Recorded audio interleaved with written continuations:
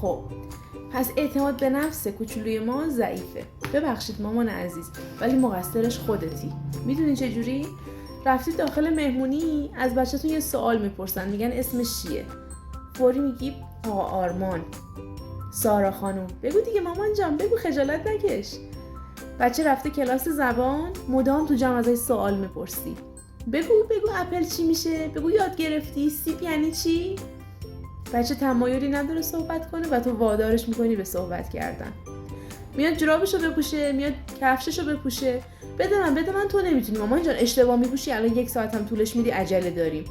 سری پات میکنن اینجوری. داره غذا میخوره، میریزی همه رو لباست. اینطوری که نمیشه، بده من بهت غذا بدم، بده من، اذیت نکن مامان جان. ببین اذیت میکنی دیگه. بذارید بچه‌ها خودشون کاراشون رو انجام بدن، حتی اگر شده اشتباه کنن، خطا کنن. مگه خود ما تو زندگی اینجوری نبودیم؟ حتی بزرگم که شدیم خیلی چیزا رو تا تجربه نکنیم، اشتباه نکنیم، متوجه روال درستش نمیشیم. متناسب با سن بچه‌تون کم کم ازش فاصله بگیرین و بذارین خودش یک سری چیزا رو تجربه کنه. این خیلی مهمه. بچه شما اینجوری اعتماد به نفسش میاد پایین، دچار یه اضطراب میشه که خب اگه مامان نباشه من از پس خیلی از کارهای معمولی خودم بر نمیام. پس وقتی شما داری میری سر کار، مدام اشک میریزه، گریه میکنه، تپش قلب داره، نگرانه. مدرسه هم میره بیقراره. روزای اول، سالای اول این مشکلاتو داره، چون نمیتونه عادت کنه، نمیتونه از شما جدا بشه.